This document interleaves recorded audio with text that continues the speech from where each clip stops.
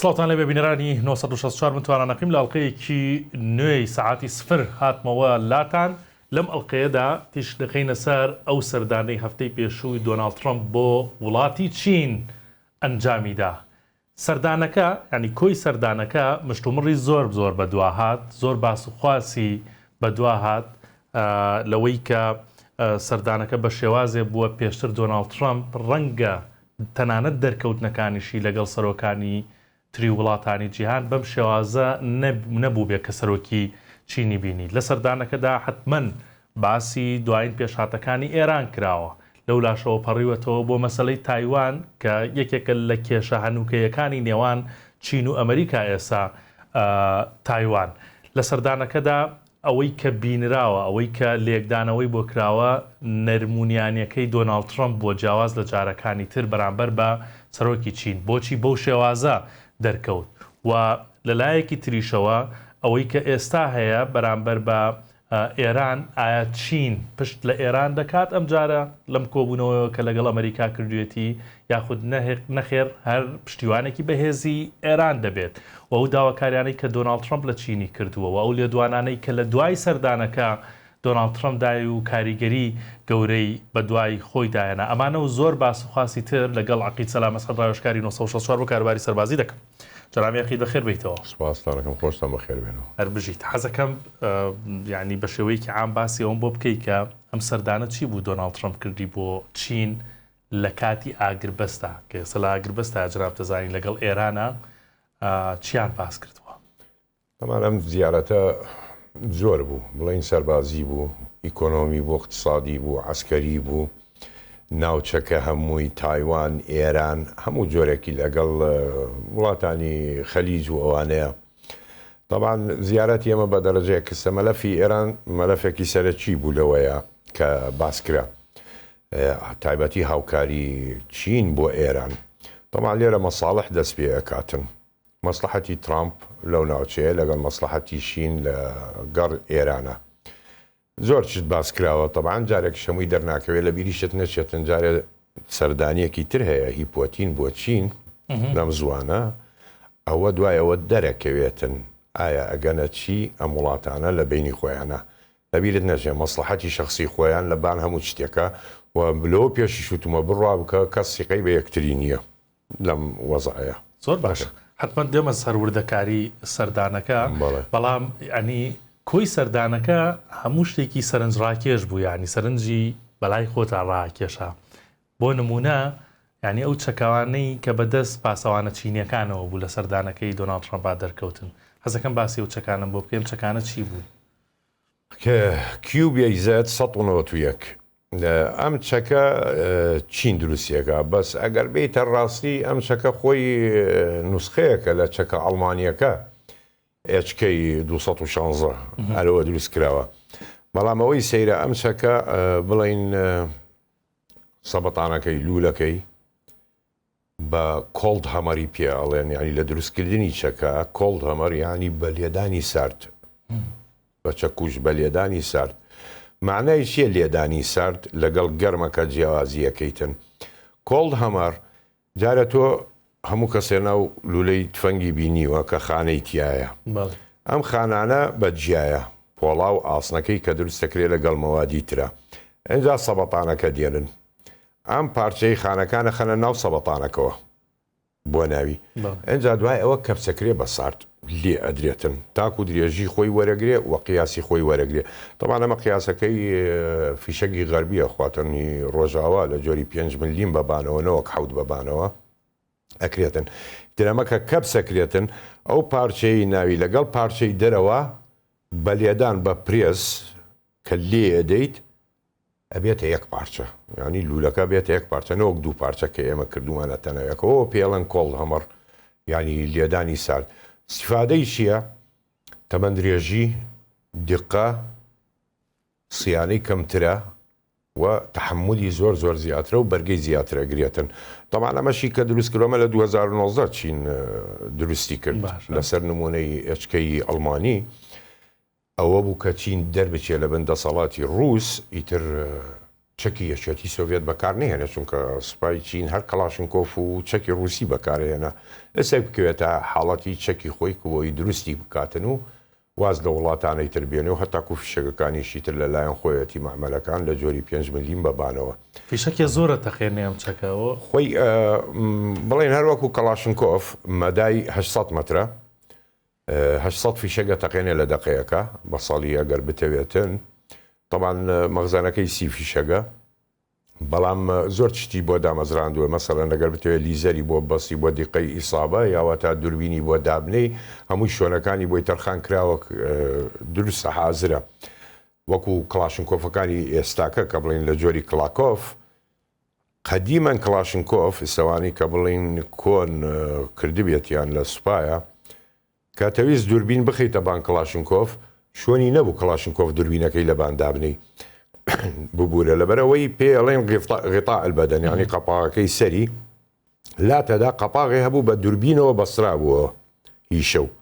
ئەوە تەخستە بان کلاشنکۆفەکە بەکارتێنا دوای لاتەدا و قەپاغەکەی خۆی تەگەڕانەوە غیطاء البەدەن بۆمانی بەڵام لەم چەکانەیان نا شوێنەکەی بۆ دروستکراوە شوێنەکەی بۆ دروستکراوە حازرە و پێویستی بۆ کاتە بە زۆر تایبەت وێ لەبەرەوە و پاسەوانانەکەیانە پێتم و تایبەتیە سەرچیەکەی ئەوەیە کە کۆڵد هەمەرە لولەکەی جیاواز جیاوازە کۆڵد هەمەرە ئەمە ینی بەلیەدانی سارد دروستکراوە باشە کاک سەلام دەمانچەشیان پێ بوو دەمانچەکەش تایبەت و ینی باس کراوەکەم دەمانچەیە زۆر تایبەت حەزەکەم باسی دەمانچەکەیانە پێ بکەیت بۆ بکەیت ئەو دەمانچێش هەر لە 2000 بڵین لە 19ە ینی دروستکرا بەڵام ئەگەر بێتەوە باری حەقیقەت ئەگەر سیر بکەی سە بۆ نمونە ببوورە ینی پێشەوەی باسی دەمانچەکە بکەم بە نسبەتی QBZ ئەمە سەبەتانەی ساردە سەرشی دروستکراوە سگزاوەری ئەڵمانی 226 ئەو دەمانچە ئەڵمانی بە ناوبانگ سگزاوەر 226 ئەوەش کۆڵد هەمەرە دروستکراوە ئەمە لەوە وەری گرتووە کە ئەمەی دروست کردووە بەلایەن دەمانچەکانیانەوە تایپ 92 پێوترێتن ئەو دەمانچەیە هەر لەسەر دەمانچەی کڵۆکی نەمساوی بە ناوبانگ ینی نوسخەی ئەوە خۆی دروستیە کاتن بۆ خۆی طبعاً تایپ 92 دەمانچەیەکی زۆر ئاسانە پاکردنەوەی پارچە پارچەکردنی نیە وەزنیشی زۆر سووکە 15 فیشەکی شەخواتن هەشتوانی مەغزەنی درێژی بۆ دابنی لەناو دەمانچەیە هەیە تاکو سی فیشەکی بۆ دانەی بەڵام نووس عالیە ینی سەڵی نیە ئەوەیە مفرەدە ئەی تەقێنی یەک ڕاشێشانە نووسف عالی ئەو دەمانچەیەش هەر لە 2009 دروستکراوە لەگەڵ QBZ-ەکە باش وەک باسم کرد دیمەنی سەرنجڕاکێشی زۆر تیا بوو ئەم سەردانە بە نمونە پاسەوانێک ئێستا ئەم پاسەوانە چینیە تارەکەی دۆناڵد ترامپ کە ئێوە بسوڕێتەوە ڕاست وەستا و خەریکە لێدا جوڵە ناکات جوڵیتیان نییە ئەمە مانای چی لە ڕووی سەربازیەوە ینی ئەم پاسەوانەوە نەمتمانی بەخۆیەتی وەستاوە ئاوا لە بەردەمە تیارەیە خۆی تارەکە داوەزێ گەربینەرانیش بینی بێتیانەوە خۆی خەتێکیە و شخصی هەیە بەرامبەری چرای پێ ئیشارەتێداتی ڕاوەستان و هاتن و ئیشارەت تەما خۆی ناڵێم نێزیک نییە لە تیارەکە بەڵام تیارەکەش بەری ناکەوێت بەڵام ئەگەر ببینی بڵین بێرنەری تیارەکە زۆر نێزیک بوو لی ئەگەر کەمێک قووەت ێرتر بدا ینی مەچینە زیاد پاڵ بنێ بۆی هەیە ڕای کێشەی باتەناو مەچینەکەەوەی ئەو پاسەوانە ڕاکێشیەوە هەموو بەشەرێ ڕاکێشێ بەس قوت بدەی مەمەشینەکانی هەر کەسێ لە پێشی بێ ڕایە کێشە قوتێدا مەڵێ وەزنی ئەوەنێ نا نەخێر ئەی باتم بە نسبەتی پاسەوانەوە بزانە ئەمە بۆ نەترسام نەکبەتە ناترسێ بووە کولیە عسکەری بزانە ئەوترێ مەسنع الأبطال شوێنی ئازا زەرامی ئازا کە دروست دەکاتن تۆ ئەگەر سەرباز بیسە ئەم سەربازە خۆی بەچی دانێتن پارچەیە ئاسنە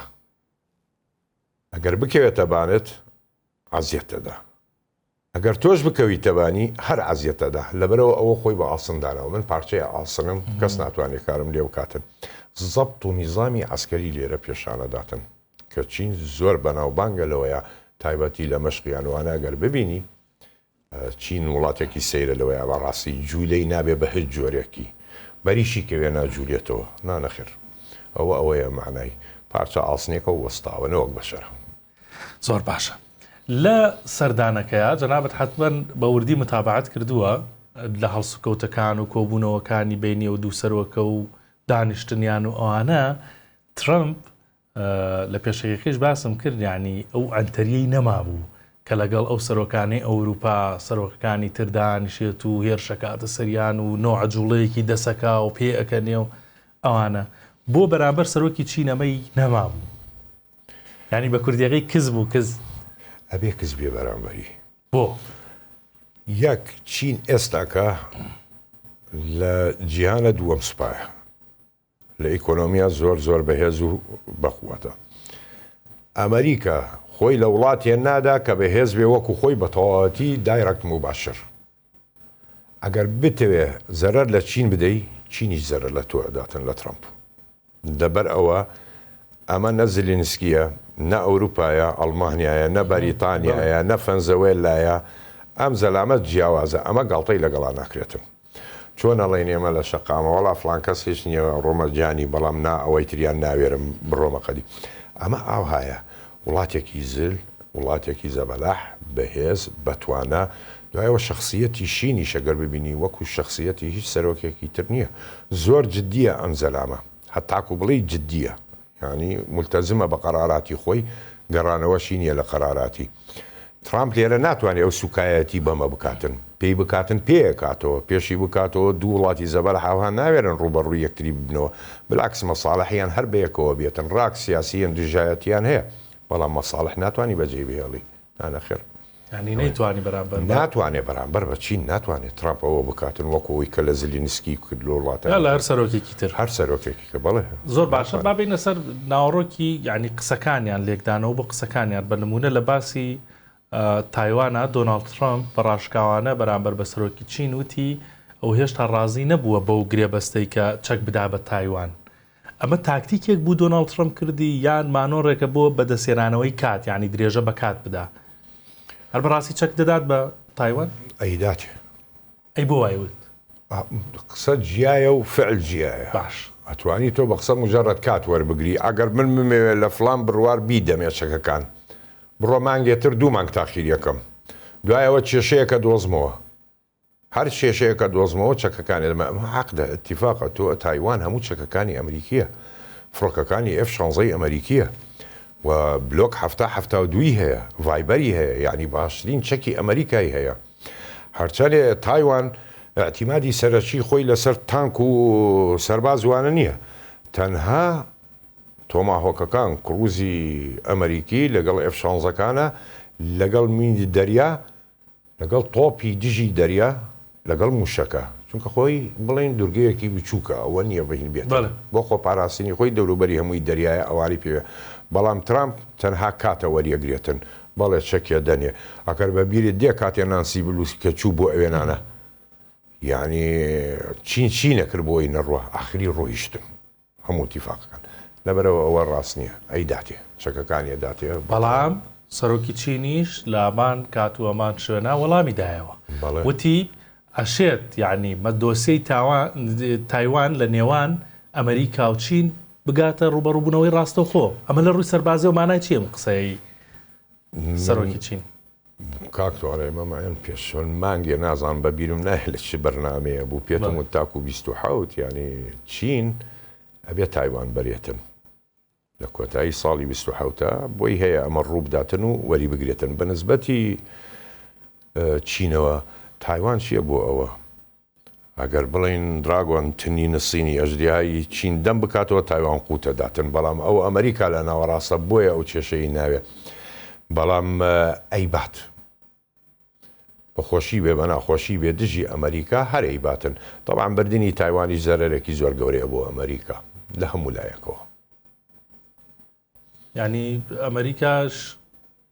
دەسەوەسان ناوەسێ بە بەرامبەر ئەمریکا هاوپەیمانی لەو ناوچەیە زۆرە مەسەڵەن یابانە کۆریایە تۆ فلیپینت هەیە ئەستورالیات هەیە بەڵام قەنەعەت بکە هەمووی ناتوانێت ڕێکگر بێتن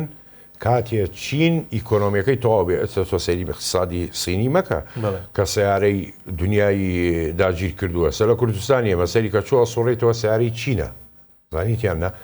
بەڵام معنای ئەوە نییە اقتصادی ئەوەنەیە بەرگەی شەڕێکی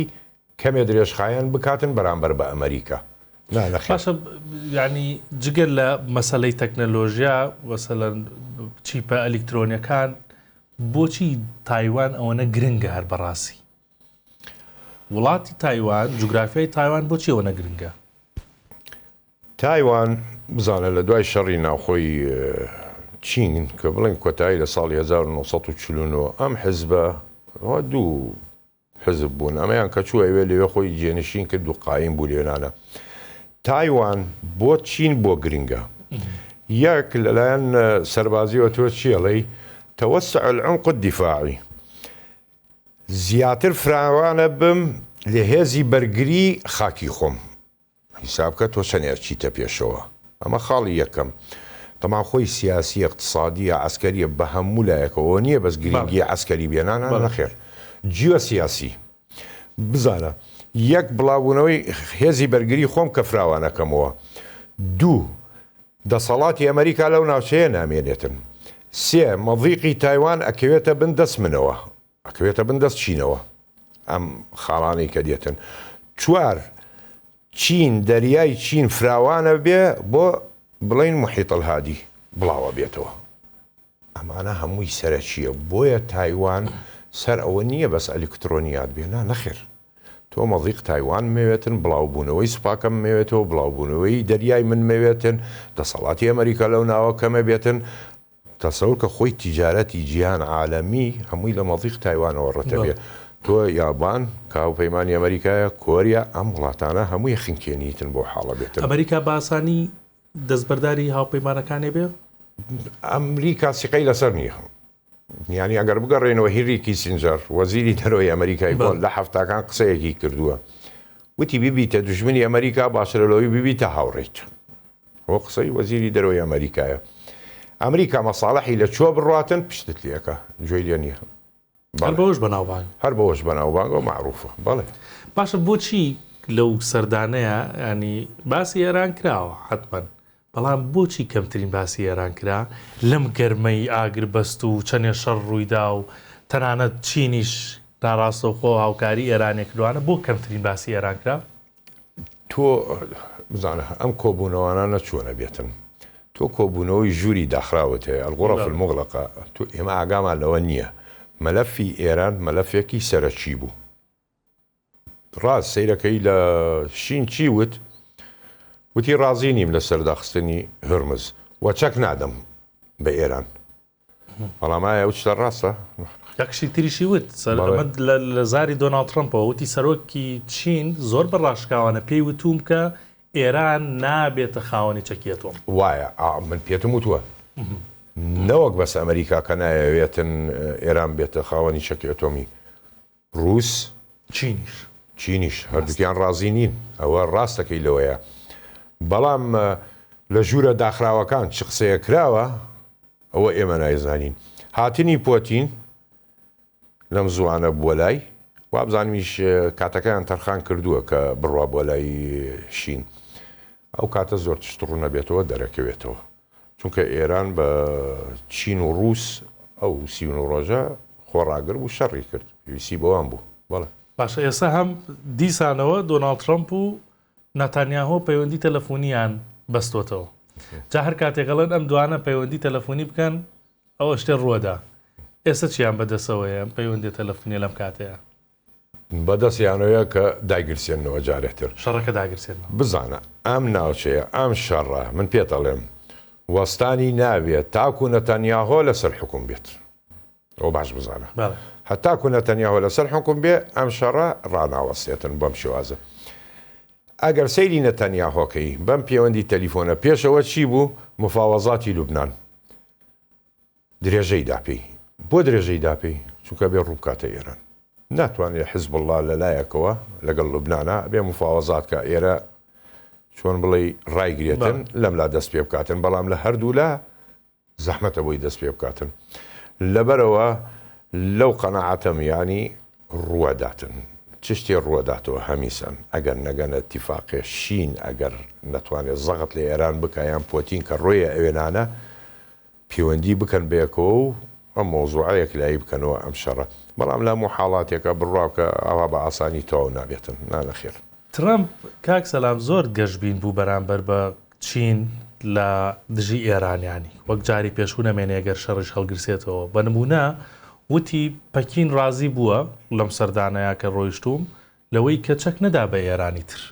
بەڵێ. و هاوکاری نەکات. ئەمە بۆ ئێران مانای چییە؟ ئەگەر ڕاست بکە چەک و توانای نەداتێ خۆی شەرت هەر چەکەکە نییە سە بۆ نمونە ئەو مەوادیە داتێ ینی بڵێ نێسەکە بۆ دروستکردنی سوتەمەنی موشک نەتەڕات سۆدیۆمیەدا پێی ئێران خۆی دروستیەکاتن نەوەک حاضر لە چینەوە دێتن بۆی نەتەڕاتە سۆدیۆم ئەگەر بیتن بۆ نمونە لە مەوادی زراعی ئەمۆنیۆم ئەوانە بۆ چەکیش دروستەکرێت بەڵام بۆ زەرعاتیش دروستەکرێتن بداتێ ئەیداتێ ئەڵێ من بۆ زەرعاتەی دەمێ مەسەڵەن بۆ حاڵاتی تیجاریە عیلاقی بە چەکەوە نییە بەڵام مانگی دەستکردی چین زۆر هاوکاری ئێران بوو لەم شەڕانەیە ئەوە گرنگە ئەگەر بمێنێتن چونکە ئێران خۆی گرتەوە بڵێ خۆی نەگرتووەتەوە نانەخێر تاکو ئێستا خۆی گرتەوە بە تەواوەتی هەموو چەک و موشەکی و تایبەتی مەنەساتی ئیطلاقی سەواریخی هەمووی ئامادەکە بۆ ترەمپەڵێ وەڵا لە 185مان لە ناودا و تا ئێستا چاک نەبووە دیوانیە تۆ سەری وەزیری بەرگری و ڕێی سەرکان کە ئەوان کە قساکەن سەری ترامپ مەکە ئەوان سەربازن ئەوان نەزانن عسکەری لە کوێوە چۆن نییە نانەخێر ئێران خۆی گرتەوە و هەمیسا تۆ لەبیرت نەچێت هەتاکو موسەیەراتی ئێران ئەگەر لە جۆری شا 136 بێتن کە تەشویش زەحمەتە ئێستاکە بکرێتە سەری جیهازێکی رووسیە کۆمیتە ئەمانێ ئەی خەنە قەدیەوە تەواو تەشویشش لە سەری نەما یعنی ئەو تکنۆلۆژیایی کە ئیسرائیل و ئەمریکا لە دیاریکردنی هەدەف لە ڕێگەی مانگە دەستکردەکانەوە لە GPS یارمەتی ئێرانێدا ئەگەر بێت ئەم قسەی بەرامبەر دۆناڵد ترامپ بەڕاست کرد بێ ڕەنگە زەربە بێ لە ئێران تەواوە بێتن ئێران بڕۆ ئەو پەڕی بابەرگەی 2 هەفتە بگرێتن دوای ئەوە توکەتایی پێ دێتن موادی پێنەگاتن و ئەهدافی پێنەگانە زەحمەتە زۆر باشە. ئێستا شەڕەکە جەناب تزانی شەڕی ئێستا یعنی هەرەوە نییە تۆ دەبابەوە هەبێ و شەڕ بە دەبابە بکەیت و بە فرۆکەوەوانە ژیری دەستکردیش زۆر لە یعنی لە شەڕا پشتی پێ بەسرێ مەسەلەی ژیری دەستکرد چۆن پشتی پێ بەسرێ و بەسەلەی دێمەوە سەر تایوان جارێکی تر تایوان زۆر بەناوبانگە لەو چیپانەی کە دەینێرێت کۆمپانیای ئینڤێدیایە جەناب تەزانی یانی سەرۆکی کۆمپانیاکەشی لەگەڵ خۆی بردبوو بۆ چین ئەم پیاوە ڕاستەکەی حەزەکە باسی ئەوم بۆ بکەی کاریگەریەکەی خۆی بزانە ئێستاکە تۆ سیارەکە دروستەکەی موشک تارەی جەنگی سیڤیل مەدەنی هەرچیەکە تۆ پێویستیت بە مایکرۆچیپسەکانە کە لە تایوانەوە دروست دەکرێتن و هینە بێتن بەڵام لە هەمان کاتە لە بیرت نەچێتن تۆ کە ئەمە دروستەکەی پێویستیت بە خۆڵی سپیە خۆڵی سپی کە مادەی سیلیکۆنی لێ دەرەکەی بۆ ئەمانە لە چۆ ئیهێنی لە چینەوە ئەوەی داتێ بڵێ تایوان و چین کە ئێستا دوژمن وانە نەخێر تیجارەت لە بینیانە هەیە تیجارەتێکیش تیجارەتی ئەو چیپانەکەیتە بۆ هەموو شتێ بەکاری خۆی ئێستاکە ئەمریکا چییە ئەمریکا ئەوەی هەوێت تۆ بەیانی ئەم معمەلانە هەڵگرەبی بە بۆ ئەمریکا حیساب کە لە 150 ئەمریکا پشت لە تایوانە کاتن کێشەکە ئەمەیە ڕقاقی ئەلکترۆنیە کە بەکاردێتن نەموژێت تۆ هەتاکو فڕۆکە هەتاکو چەک هەتاکو تانک هەرچیەکت بێتن پێویستیت بەوانەیە ئەبێ دروستیکەی گرنگی ئەمە ئەلوەیە بەڵێ باشە پسپۆران زۆر قسەیان لەسەرم سەردانە کرد و دەڵێن مەسەڵەن ئەم سەردانانە پێکێنانی ئەم جۆرە سەردانانەوەکەوەی دۆناڵد ترۆمپ بۆ چین تەنها کاتی ڕوبەڕووبوونەوەکان دوا دەخات ئەگینا فکرەکە پلانەکە هەر دەمێنێت بە نمونە سەردانێکی وا دەکرێت چەندێ دوای بخات ئەوزاعی سیاسی اقتصادی ئەزانێتن ئیکۆنۆمی چۆن ئەکرێتن پلان کە دا ئەندرێ تۆ من وەختی خۆشی باسم کردووە ئەسەکە تۆ سەردانی یەشێکەکەی بتەوێت کێشەیە دروست بکەی سەردانیەکەی مجرد خۆی تاخیرەکەی بووە بۆەوەی خۆت بەقوتکەی دوو بزانی نقاتی زعفی خاڵی زعیفی بەرامبەرت چییە چەکێکی هەیە وەریەگریتن تۆ بەرامبەری دروستیەکەیتەوە ئەمە تەنها تاخیرکردنە بۆ ئەوەی من هەناسەیە بچێشم من لە کاتی شەڕابم پێویستیم بۆەیە کە هەناسەیە بچێشم و ڕابوەستم و خۆم قایم بکەمەوە و پەیوەندی بکەمەوە بە وڵاتانی تر ئەم مەوزوعە ئەوە نییە کۆتایی پێبێتنەوە نەخێر تەنها کاتە لەبیرت نەچێ ئەمریکا نەڵێ نەکەوتوەتە قوڕاوی ئێرانەوە بەڵێ چین و ڕووس کردیانە قوڕاوی ئێرانەوە بەڵێ لە بەرنامەکانی پێشوش باست کرد چۆن رووسیان کردە ئۆکرانیاوە ئەمانی شایانەیە ڕای پێشنە ئێرەوە ئەم ناوچەیە و هەمن وڵاتانی کەندا و عارەب تەواو زەعیفکەن دای بگرن. دێمە سەر باسی وڵاتانی کردەوە بەڕاستی بەس دایمە لە تۆم بیستووە کە ئەڵی شەڕی نێوان چین و ئەمریکا ڕوو نادا هەستەمە ڕووبدا قەت ڕوو نادا بەڵام ێستا پرسیارێکم لەلا دروست بوویانی لەوەی کە ئەگەر گریمانە ئەگەر شەڕ ڕوویدا لە نێوان ئەم دوو وڵاتە زلێزە وڵا بەراوردکاری پێشتریش کردوتە ئێستا ئەمەوێ بیکەیتەوە لە ڕووی تارە لە ڕووی دەبابە لە ڕووی کەشتی جەنگی لە ڕووی سەربازەوە کێ لە پێشە؟ بزانە ئێستاکە ئەگەر بڵین لە ڕووی ئاسمان و تانک و زری پۆش ئەمریکا لە پێشە. ساکە چۆن تۆ مقارانەیەکی ئێمە وتومانە پرسیارەکەوەیە ئەم شەڕە لە چۆن ڕووەداتن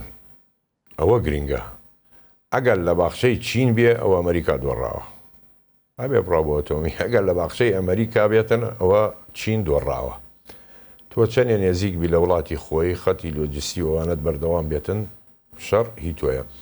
ئەگەر باسی دەریا بکەین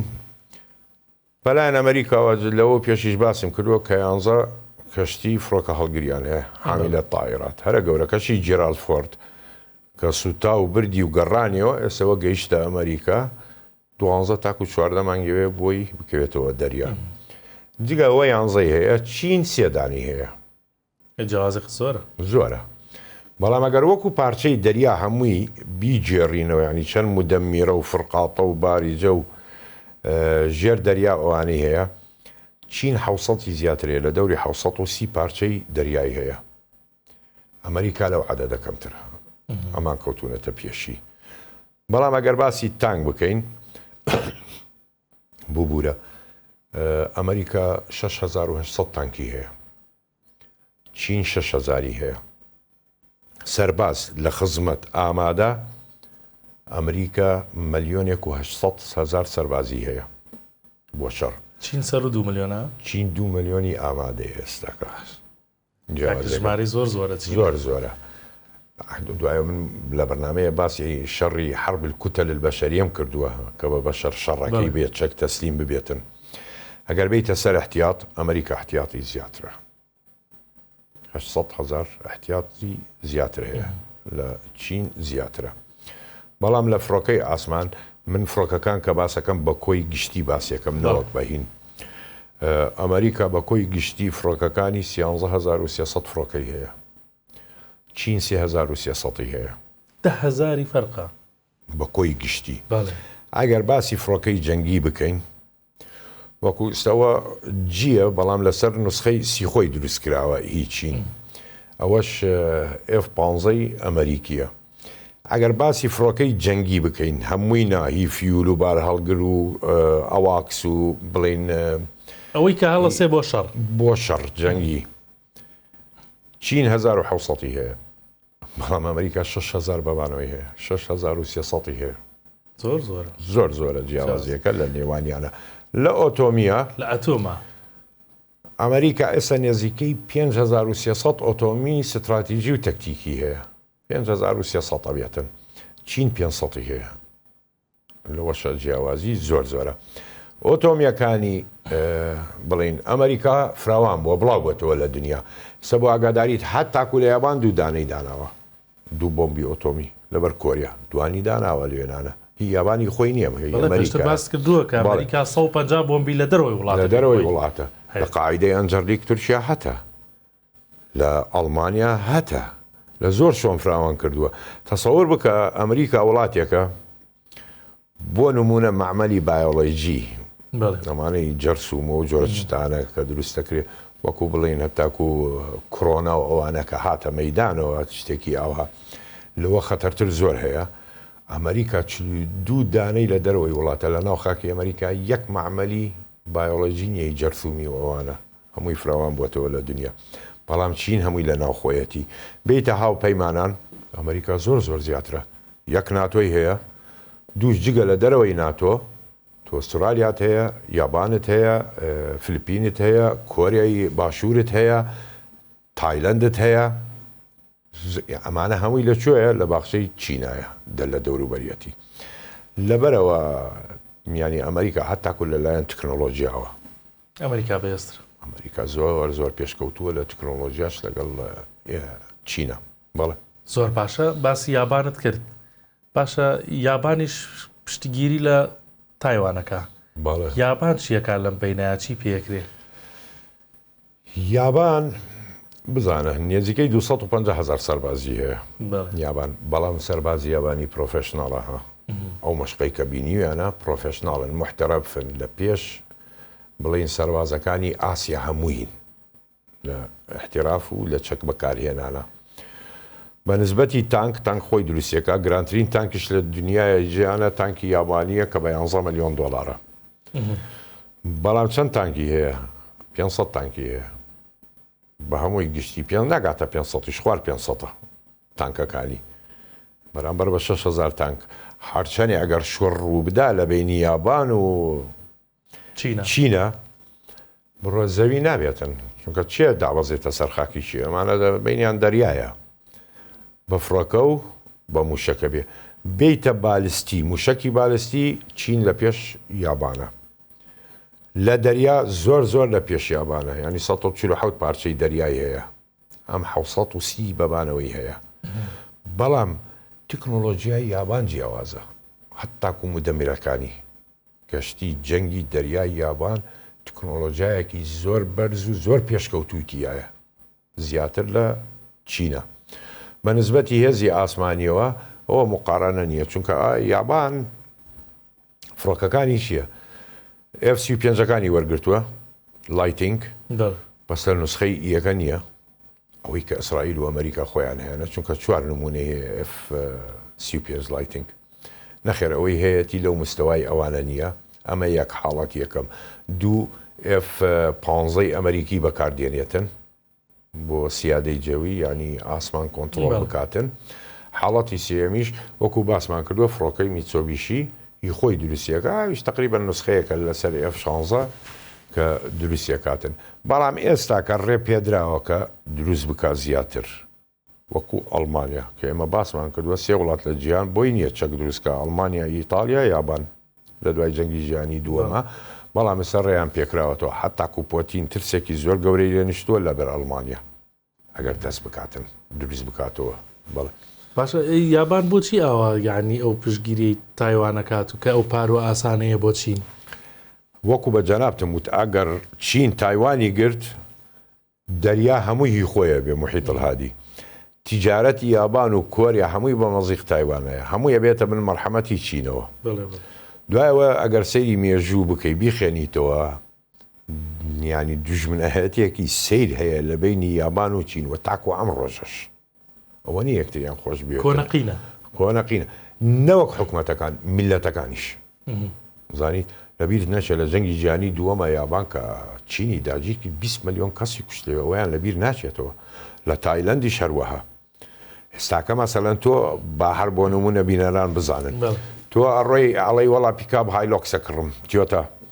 ئێمە پێڵین مەرزی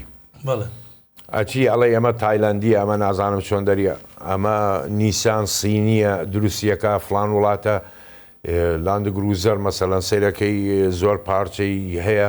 هی وڵاتانی ترە. کاکە ئەمە خەرزی جەنگی جیهانی دووەمە یابانەی داتەوە،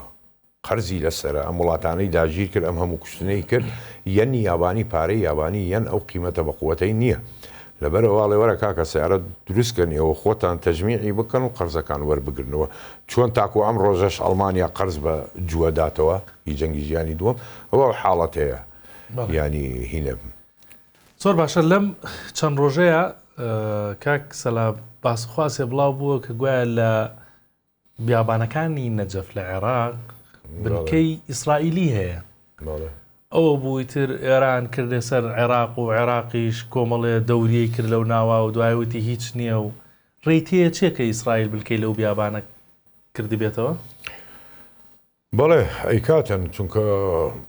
ئەوان ئاڵای ئەمریکایان بەکارهێنەوە ئەمریکاش لەم وڵاتێ و هیچ هێزێ ناتوانێت نێزیکیان بکەوێتەوە و ئەتوانێت لێتدا بە فڕۆکە لێت بداتن. دوایم حادسانە تازە نییە لەم زروفەیە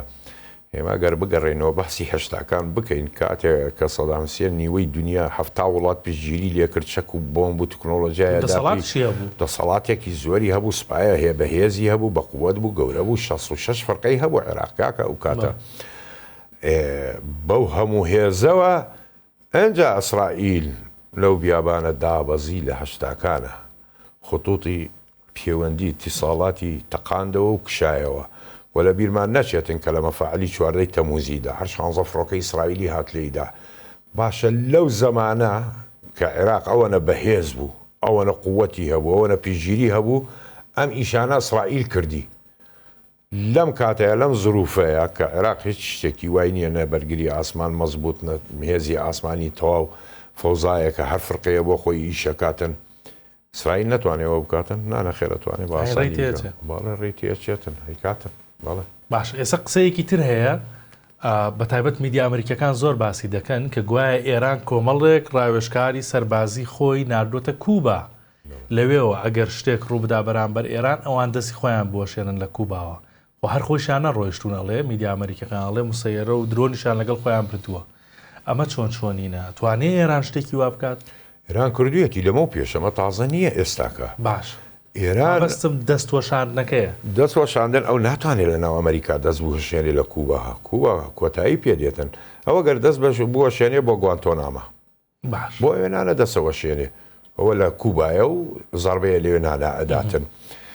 بەڵام بتوانێت بۆ ئەمریکا نا زۆر زەحمەتە کوبا بە نسبەتی ئەمریکا و وەکو فەنزوێلایە فەرق ناکاتن کوبا ئێران نییە زانیتیان نا بە نسبەتی ڕاوێژکارەکانی هەر پێش ئەوەی مادۆرە بگرن فەنزوێلا نیکۆلاس مادۆرە لە کاراکاسە ڕاوێژکاری ئێرانی لێوێ بوو لە ناو فەنزوێلا پارەیە زۆریش لێوێنانە بوو 17 میلیارد دۆلاری ئێران ڕۆی لە فەنزوێلا ئێستاکەش ئەمە چیە کاتن ئاخیر نەفەسم شتێ بوو من لە ئەمریکا لێوێنانە زەربەیەکەوە شوێنم گەیشتە مریشکە ڕەشە و ئێران لە ناوچوو نابوو ئەیکەم تۆ ئاخیرەتی هەر باسی کوبامان کرد باشە کوبا بۆ ئێستا ئاوا لاوازە جناوت باست کردوت وەکو ئێران نییە ڤەنزوێلایە بۆی کوبا لە سەردەمی بیدڵ کاسترۆیە بۆ ئەوەندە بەهێز بوو یعنی چزی هەبوو وەک چۆن لە کوردەواریەڵێ شەڕی پارتیزانیە کرد پێیان ناوێرا سڕەکە چی بوو؟ ئەو کاتە ڤێدل کاسترۆ بڵین شۆڕشی کوبا لەبیرت نەچێتن زەلامە سەرچی لەگەڵا بوو ئەویش جگیڤارا بوو یعنی جگیڤارای ئەرجەنتینی ئەو زەلامە ئەسڵان هەرخۆشی کوبینی ئەرجەنتینی بوو جگیڤارە لەبیرت نەچێت ئەو کاتە کاتی شەڕی سارد یەکێتی سۆڤێت و ئەمریکا ئەمانی شوعێت بوون یەکێتی سۆڤێت بە هەموو جۆرە بە هەموو توانایەک هاوکاری کوبایە کرد بە چەک بواە بە تکنۆلۆژیای ئەو کاتە بوو بواە ئەگەر پێویستی پێ بواە بە ڕاوێژکار بواە بە چەکی بە فڕۆکەی باش بواە ئەو کاتە هاوکاریە کرد تاکو کوبای وای لێ کرد بەڵام کوبا کەی یەکێتی سۆڤێت پشتی لێ کرد لە کێشەی موشەکەکانە موشەکە ئۆتۆمیەکانە کە یەکێتی سۆڤێت بردیە کوبا تەواو ینی تۆ لە بن دەست ئەمریکایی لە ئەمریکا ئەداتن ئەگەر بیوێتن بێتە شەڕیان کێشەکە دروست بوو کە لە کوبا بدا ئەو وەختە یەکێتی سۆڤێت و ئەمریکا ڕێککەوتن تۆ لە ئەوروپا چەکەکانت بکشێنەوە دواوە بە حسابی کیلۆمەتر ئەیان کرد تەبان ئەو کاتە تۆش لە کوباوە تۆش لە کوبا چەکەکانت بکشێنەوە و ڕای بچێشێنەوە یعنی هەتاکو فێڵێکە بۆ ئەو کاتە کرا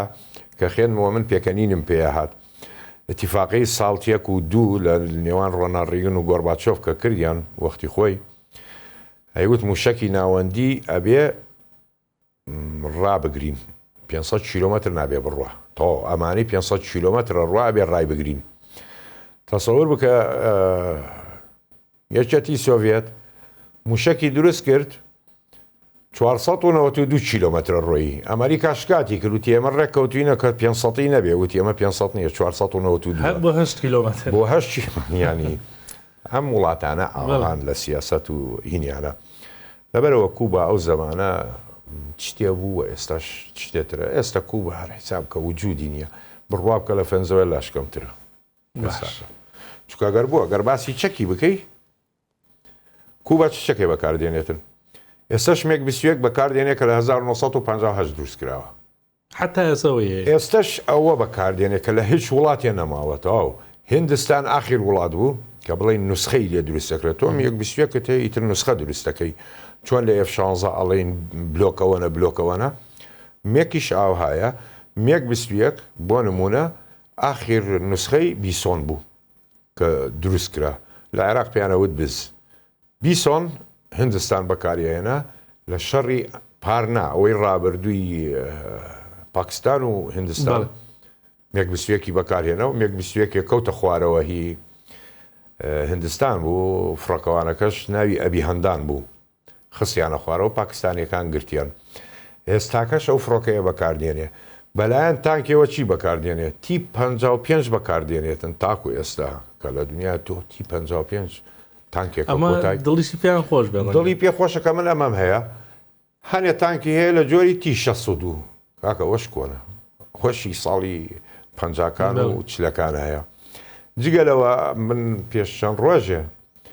کوبا لەبەرەوەی ئەمریکا ڕەشەی لێکرد هەستا مناوەڕەی عەسکەری کرد ڕاجمەی بەکارهێنا کاکە ڕووس گەیشتووەتە تۆس 1 تۆس 2 لە ڕاجیماتی حەراری ئەمان گرادیان بەکارهێنا هی جەنگی دوای جەنگی جیهانی دووەمی ساڵی 1945 و 48 تۆم چەکەت تاکۆ ئەمە ئێستا دوایەوە تۆ سەربازی کوبا چییە؟ کوبا 50,000 سەربازی هەیە لە خزمەتە چلیش احتیاطی هەیە ئەمەنەوەت چیەکەی بەرامبەر بە ئەمریکا دەوروبەرە هەمووی دەریایە و دەریات تۆزار هیچ سفرە نەژێر دەریات هەیە مدەمیرەیە باشت هەیە چیەکەی دوایەوە تۆ ئەمریکا بڵێن یەکەمە لە جیهانە لە عەسکەریە سەربازیە وڵاتی یەکەم دووەم خۆی ڕووس بوو بەس ئێستا چینە خەینە پێشی ڕووسە بێتن ئەنجا هندستان پێنجەمین وڵاتی یابانە ئەمە 65 عالەمیین بەڵام کاک سەلام یعنی سە تۆ ئەم بەراوردت کرد جۆرێک نییە دۆناڵد ترامپ ئەوەی کە مەسەلەن بە ئێران بڵێن ئەمریکا کە ئەم ڕایشکارانی لەوێ ئەوانە جۆرێک لە بەهانەش بەدەسەوە بدەن بۆی کوباش پەلاماری کوبا پەلامار کوبا بدە وی پێشەوەی مۆزۆی ڕاوێشکارەکانە بێت ئێستا ئەمە بێتە مەهانەیەتر پێشەوە ترامپ وا بزانم دوای فەنزەوە لاوەتی نۆرەی کوبایە بەڵێ هەرە و کاتە ڕایگەیان کوبا ینی واز لە کوبا ناهێنێتن نابێ کوبا ئێران بگاپی یان جارێکی تر ڕووس وەکو زمانی یەکێتی سۆڤێت بچێتەوە بۆ ئێنانە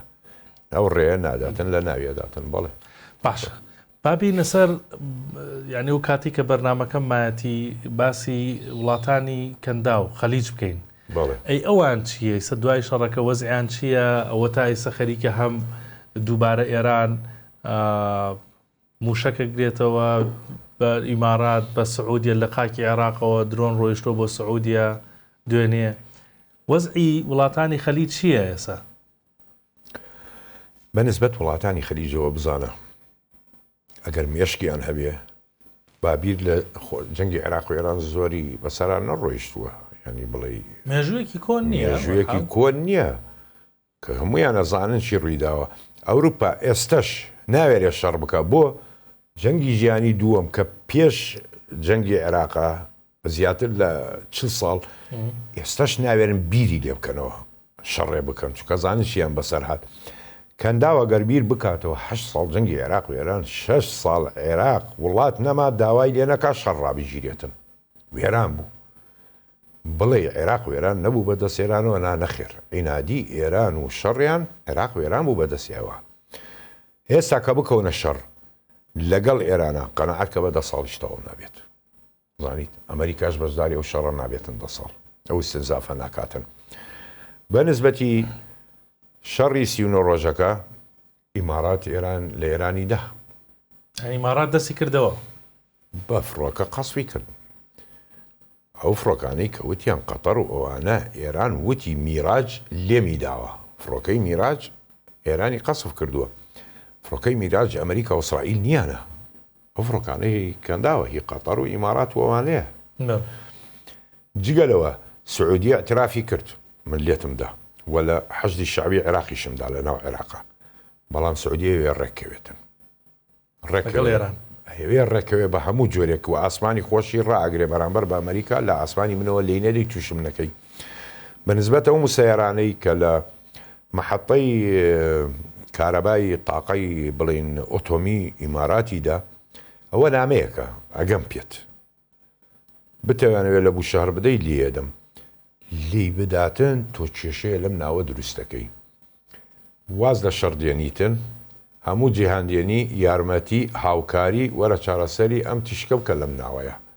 کارەسا دروستەکەیتن ئێران ئامادەیە گوێی لێ نییە سەرێری ئەوهای پێ بگەنی لە بوونی تحتی ئەوە ئاکاتن ئیمارات ئەیکات ئێستا کە ئەمریکا کە ئەو هێزانەی ماوە لێنانەوە ئەڵێ مەرحەلەی دووەم مەسەڵەن دەست پێکاتەوە شەڕ زۆر زەختی کردووە لە ئێمە ئێرە هینە ببوورە ئیماراتە کە هێڕش بەرێتە سەر بڵین دورگەی لاڤان بەڵام دورگەی لاڤان زۆر دوورە ینی نێزیکە لە سنووری ئێرانەوە باشە تۆ ئەبوو موسات هەیە نێزیکە لێتەوە هەبوو موسا فڕۆکەخانەشی تایە ینی مەدرەجی تیارەوەوانە ئەمریکا پێش ئەوەی ئەگەر هێرش بەرێ بۆ خەرک دورگەی خەرک ئیماراتە بە یارمەتی بدا هێرش بەرێتەوە ناوانە بەڵام قەناعەت بکە ئەگەر ئەوەی کرد ئیماراتی ئەیەچێتن مستحیلە ئێران وازی لێ بێنێتەوە ینی بە کورتیەکەی ئێستا وڵاتانی خەلیج بەڕاستی لە بەرامبەر ئێرانە زەلیلن زۆر نازانن هاوکاری ئەمریکانەکە نەروەی لە بەرامبەر ئێران تووشی شەڕ بن وەک جەنابەت درێژە ئەکێشێ و وێرانە بن بابیر لە جەنگی عێراق وێران بکەنەوە 8 ساڵەکە چی بەسەر عێراقا هات لەوە خراپتریان پێکە عێراق ئەو کاتە سوپایە بە قووەتی هەبوو بەهێزی هەبوو بەنسبەتی ئیمارات و وڵاتانی خەلیج هەمووی کەندا و بە سعودیەوەوانە بیگرە من وەختی خۆشم وتومە چەکی باشیان هەیە بەس کاکە شەڕکەریان نییە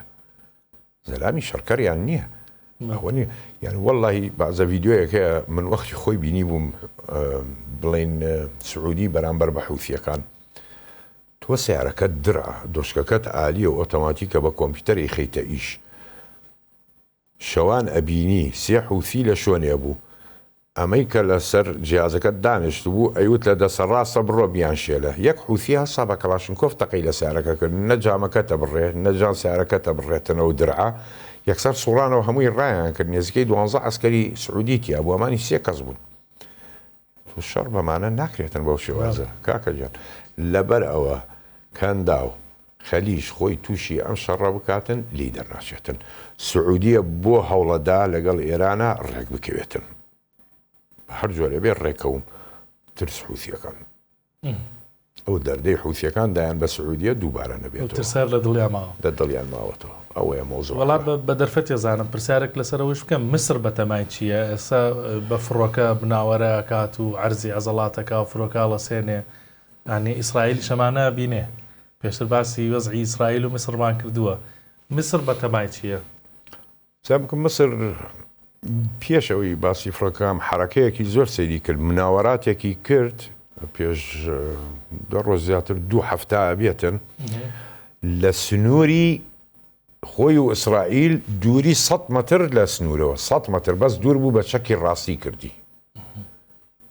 ئیسرائیل شێت بوو لەوەیە یعنی تۆ بە چەکی ڕاستی لە دووری 100 مەتر لێمەوە ئەیکەی شکاتیشی کرد کە تۆ اتفاقی کام دێڤدت تێکداوەوانە بەڵام نانەخێر ئیسرائیل خۆی اتفاقی کام دێڤدی شکان پێش مەسر مانای چییە ئەمەی مسر کردی مانای چی بوو؟ من بۆتیم جێڕاوەتەوە کە دیفاع مشترک برگری مشترک هەیە لە نێوان مەسر و سعودیە و پاکستان و تورکیا و سە ئیمارات مەسەلەن داوای کردووە دیفاع مشترک عربی عرب بێتن فڕۆکەی ڕافاڵی فەڕەنسی نردووە ئەم فڕۆکانە جۆری ڕافاڵی فەڕەنسیە تاوان فڕۆکەیەکی زۆر زۆر باشە 9.5 بۆ ئاگاداریت لە کۆنتاکت ڤیوژوڵ ینی کە فڕۆکە ئاگاتە فڕۆکە نێزیکێکە بنەوە بەبێ تکنۆلۆژیای بەرز لە 5 شەڕی ئاسمانە پێش تقریبان 4 مانگ بوو لەمەوە پێش ئەم مناوەڕاتیان کرد لە 5 شەڕی ئاسمان 3 جار ڕافاڵ لەسەر 35 سەرکەوتنی بەدەستێنە لە مەشقەکەیە واتاکە نێزیکێک بکەنەوە ڕافاڵ باشترە لە F-35 لە شەڕی نێزیک عەبدولفەتاح السیسی وتیان 7 فڕۆکەی نردووە بۆ ئیمارات بەڵام عەبدولفەتاح السیسی کە ڕاوەستا بوو 6 فڕۆکەوان وەستا بوون لێنانە طبعا ڕافاڵ 2 کەسی تایە فڕۆکەوان و ضابط ئەسلحە تەسلیح بڵین ئەوانەی کە چەک و ڕادار و تەشویشوانە بەکاردێنێ مەلاح لە دواوەی دانشێتن 6 کەس وەستا بوو واتە 3 فڕۆکەیە ینی 7 دانە نییە کە ڕۆیشتووە بۆ ئیمارات. تەنیام فڕۆکەیە چی پێکرێت بۆ ئاگادارەیت فەڕەنساشکە ئەم فڕۆکەیی دا بە مسر موشکی میتۆری نەدا پێی ینی بیۆند ڤێژۆر ڕێنج لە دەرەوەی چاو بینینە کە موشەکەکان تێبگری و کە پێڵەن فایران فۆگرت بیتەقێنەوە لە بیری کە خۆی هەدەفە دۆزێتەوە ئەوەی نەداوە پێی. تەنها دۆشکەیە 30 میلیمیتیایە ئەگەر یارمەتی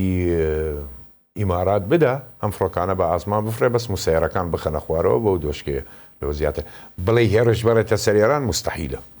بەسەر چتیوانەکە بەم فڕۆکانە هێرش ناباتە سەرێران نەخێر خۆی دوور ڕاگرێتن تەنها بەرگری لە ئیماراتە کاتن لە سعودیە هەرەوەی. زۆر باشە منی سیوام نەماوە گەر شتێکم هەبێ. سپاس دەکەم سپاس بۆ قسە لامەسەد ڕاشکاری 964 بۆ کاروباری سەربازی ئینشەڵا لە ئەڵلقەکانی داهاتوو تیژ دەخێنە سەر بابەتە هەنووکەیەکانی سەربازی حتمەن. سپاس بۆ بینەریەوەش تاڵقی داهاتوو ساعتی 0 بەخواتانە سپێرم و خواتان لەگەڵ.